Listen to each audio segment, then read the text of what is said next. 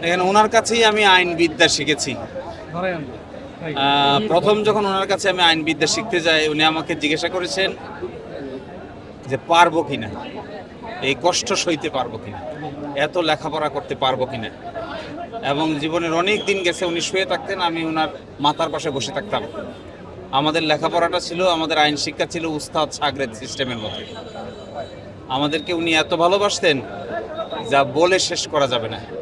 নিজের সন্তানদেরকে উনি যেভাবে আগলে রাখতেন, আমাদেরকে এইভাবে আগলে রাখতেন। এবং আমাদের কোনো অসুবিধা হলে উনি আমাদেরকে একটা মুরগি যেমন তার সন্তানদেরকে চিলের থাবা থেকে রক্ষা করে রাখে, উনি কোর্টে কাছারিতে সব জায়গায় আমাদেরকে এইভাবে সংরক্ষিত করে রাখতেন। এবং আদালতে দেখতাম উনি এত এত সিরিয়াস কথা বলতেন, এত বড় কথা বলতেন, কিন্তু খুব স্বাভাবিকভাবে। ওনার কথা ছিল খুব স্পষ্ট, একটা শব্দের সঙ্গে আরেকটা শব্দ মিলত না।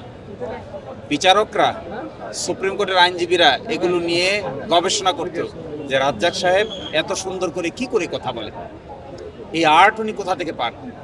উনি সবসময় বলতেন যে কোনো দলিল ছাড়া, কোনো প্রমাণ ছাড়া কোনো কথা বলতে হয় না, যে কথাই বলতে হয় তার পিছনে সাবত দরকার। উনি আমাদেরকে বলতেন, তুমি যা বলছো তার প্রমাণে, তার সাপোর্টে তোমার কাছে সাবত আছে কিনা। তুমি যদি সাবত থাকে তাহলে শক্ত করে বলো, আর কখনো ভয় পাবা না, কাউকে পরোয়া করবা না, আইন যেটা বলবে এটাই করবা, শক্তিশালীভাবে করবা, কারো কাছে মাথা নত করবা না, আর বাকিটা আল্লাহর উপর ছেড়ে দেবে। ওনাকে আমরা শুধু সিনিয়র হিসেবে দেখি নাই, ওনাকে আমরা পিতার মতো দেখতাম। উনিও আমাদেরকে সন্তানের মতো দেখতেন। আমরা যারা জুনিয়র ছিলাম বিভিন্ন সময় আইন পেশা শেখার জন্য ওনার কাছে গিয়েছি, প্রতিজন মানুষের প্রতি ওনার ব্যবহার ছিল সন্তানের মতো। এবং উনি আমাদেরকে হাতে করিতে শিখাতেন। আমার মনে আছে, আমি কোর্টে বসে কাদের মোল্লা সাহেবের যখন মামলা হয়েছিল 2013 সালে, আমি পাশে বসে ওনাকে সাহায্য করতাম। মাঝে মাঝে আমারই বিরক্ত লাগতো। উনি বলতেন, উত্তেজিত হতে হয় না, কখনো মাথা গরম করতে হয় না, সত্য কথা শক্তিশালীভাবে বলতে হয়, কিন্তু মাথা গরম করতে হয় না। এবং তিনি কোর্টে একটা অ্যাডভার্স সিচুয়েশনে, বিপরীত পরিবেশে সুপ্রিম কোর্টকে তখন এমনভাবে অ্যাড্রেস করতেন, সকল জজরা তন্ময় হয়ে ওনার কথা শুনত। সুপ্রিম কোর্ট যখন বিরতি হয়ে যায় 11টা থেকে 11:30, তখন উনি আমাকে বলতেন, তুমি 1 কাপ কফির ব্যবস্থা করো। আমি বাইরে থেকে 1 কাপ কফি নিয়ে যেতাম। একদিন দেরি হয়ে গেল, আমি 9টার সময় কোর্টে বসে আছি, ওনার যেতে 5 মিনিট দেরি হয়েছে। আমাকে তখনকার দিনের প্রধান বিচারপতি জিজ্ঞেস করতেছেন যে আপনার সিনিয়র কোথায়, আমরা উঠে বসে আছি, উনি কোথায়।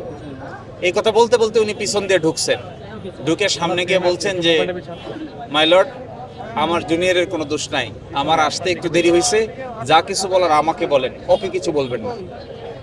এবং আমাকে আর কিছু বলেন। উনি সবসময় উদ্বিগ্ন থাকতেন যে আমি মনে হয় কিছু করছি না, আমি মনে হয় দেশের জন্য কিছু করছি না, আমি মনে হয় ইসলামের জন্য কিছু করছি না। আমাদেরকে সবসময় ডাকতেন, আসো কাজ করো। কে রাজনৈতিক দলে থাকে আর না থাকে, ইসলামের জন্য কাজ করতে তো কোনো বাধা নাই। তিনি সব সময় কাজের কথা বলতেন। এবং বাংলাদেশে আসার পরে ওনার শরীর ভালো না, প্রথম দিন আসার পরে দ্বিতীয় দিন রাতেই আমাদেরকে ডেকে বসেছেন, কি কাজ করা যায়, আরো কি কি কর্ম করা যায়, ইসলামের আরো কোন কোন বিষয় বাকি আছে যা করণীয়। ওনার একটা বই খুব দ্রুতই প্রকাশিত হবে, আশা করি এই বইটি পড়ে অনেকেই ওনার জীবন সম্পর্কে আরো ভালো জানতে পারবেন।